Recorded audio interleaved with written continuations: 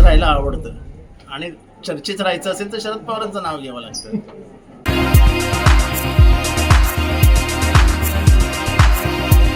त्यांना चर्चेत राहायला आवडतं आणि चर्चेत राहायचं असेल तर शरद पवारांचं नाव घ्यावं लागतं. कारण का महाराष्ट्राच्या राजकारणाला त्यांचा रेलेव्हन्स संपलेला आहे, इरिलेव्हंट झालेले आहेत ते. त्यामुळे शरद पवारांनी काय करावं याच्यापेक्षा राज ठाकरेंनी काय करावं, किती वेळा भूमिका बदलाव्यात ह्याच्या संबंधित त्यांनी विचार करावा. शरद पवारांना उपदेश करायला जाऊ नये. त्यांचं म्हणणं आहे जर तुम्हाला माहित नाही तर तुमच्या घराखाली दलित विद्यार्थ्यांना मारहाण का झाली, पोरीला मारलं होतं. आणि जेव्हा डॉक्टर बाबासाहेब आंबेडकरांची पुण्यतिथी असते 6 डिसेंबरला, तेव्हा तुमचा बंगला सोडून तुम्ही 4 दिवस लोणावळ्याला जाऊन का राहता, हे कोणाला माहित नाही. जगाला सांगावं लागेल. तुमच्या मनातला जातीद्वेष किती आहे, धर्मद्वेष किती आहे हे तुमच्या जवळच्या लोकांना व्यवस्थित माहिती आहे. तेव्हा राज ठाकरेंनी निदान जातीपातीच्या राजकारणाबद्दल बोलू नये. प्रांतीयांविरुद्ध भूमिका घेतली त्यांनी, मुसलमानांविरुद्ध भूमिका घेतली त्यांनी, दलितांविरुद्ध भूमिका घेतली.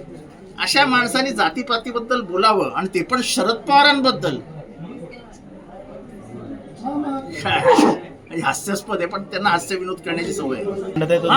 त्यांचं एक स्टेटमेंट आता मला कोणी सांगितलं की महाराष्ट्राला आरक्षणाची गरज नाही. आरक्षण का, कशासाठी हे समजून घ्यावं लागतं.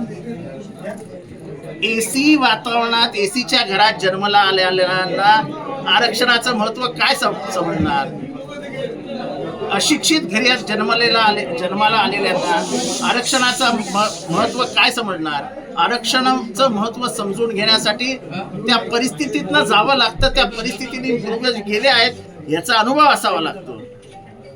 ज्यांचे चारों हात घी में और सर कढाई में, त्यांना काय आरक्षण कळणार.